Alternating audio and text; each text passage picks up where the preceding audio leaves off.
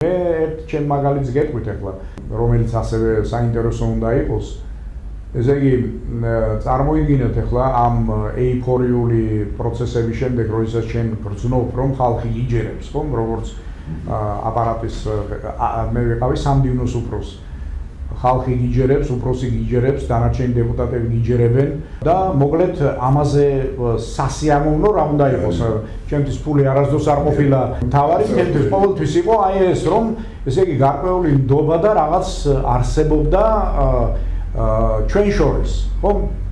მაგრამ ჩვენიერ დღეს მანანა, რომელიც გამსახურდია, რომელიც სისტემატურად დადიოდა უკვე, როდესაც ეს გახდა თავმჯდომარე, მანანამ თხოვა მესამე სართულზე დერეფანში. იქ სავარძლები იდგა და ავედი და მითხრა, რომ მანადა და მეორე მანანა ძუძუაშვილმა, რომელიც იყო ჯანდაცვის მინისტრი. ესე იგი, ორივე მითხრეს, რომ აქ მუშაობენ კომუნისტები. ამიტომ ესენი უნდა წავიდნენ სამსახურიდან. აპარატს. ერთ კვირაში ეს ხალხი უნდა გაათავისუფლოთ. ყოველგვარი იმის გარეშე რაღაც. მე შევეპასუხე, მაშინ ვინ დარჩება სამუშაოდ? მე ერთი კაცი ამას ვერ გავაკეთებ, ხო? აქ აპარატში მუშაობს უამრავი ხალხი, როგორ უნდა გავყარო ეს ხალხი? მე არაფერი არ ვიცი, ესენი უნდა გავუშვათ. კარგით მე ვთქვა. წამოდი ახლა ამ ნათქვამის შემდეგ წარმოიდგინეთ ახლა ტვინში მიტრიალებს საშინელება ეს ხალხი მონებივით იმუშავა ამ ხალხმა გამსახურდიასთვის, ხომ? და ახალი ხელისუფლებისთვის. ესე იგი, უაღრესად დიდი ენთუზიაზმით, აბა ვინ გაგიჩერდება ღამის 4 საათზე, 5 საათზე, ვინ გაატენებს, ვინ დაგიბეჭდავს კვალიფიციურად, ვინ იცის ეს საქმე და რაღაცა. ესე იგი, ეს ტვინი გადამიბრუნდა რა, აღარ ვიცი რა ვქნა. ვნახე ჯონი ხეცურიანი მოსული იყო, ჩემთან შემოვიდა და მე ვთხარი ჯონი შენი ჭირიმე, იქნებ დამაკვალიანო რა ვქნა. აი ასეთი რაღაცა. აუ, შავ დღეში ყარო. მე გირჩევ მიდიო გამსახურდიასთან და უთხარი. კარგი მე უთხარი ავალ და ავედი გამსახურდიასთან და უთხარი რომ აი მანანა მოვიდა, ეს რომ მითხრა ეკი არა, ჩამოწერილი ქონდა ქაღალზე. სია. თანამშრომლების და ეს სია და აუტანე ეს სია. მანანა მითხრა მეთქი რომ ეს ხალხი უნდა გაუშვა სამსახურიდან. ამან დახედა. ხო შენ რა სიტყვია? მე ვთხარი მე რა უნდა თქვა? ესე იგი ამათ გავუშვებ და მუშაობა არ იქნება აქ და აბა ეხლა მარტო მე ამას ვერაფრით და ხვალ რო კაცი მოვიყვანო მე იმას უნდა წლების გაზრდა თქვენ შეგეშლებათ ხელი. კარგიო, ყველა ამაზეო დამიწერე შენი დახასიათება. ყველა ამ ადამიანებზე. გესმი? მოკლე დახასიათება. ეხლა ამ დახასიათების დაწერა არ გინდა, დავწერე, ცხადია.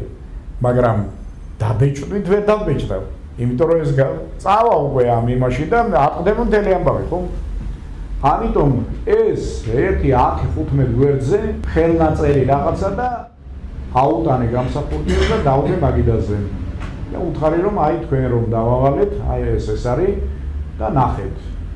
კარგიო მე ვნახავ და იქ დომხალი კონდა მაგიდაზე რაღაცა ესე იგი სპილო დაიგარგებოდა.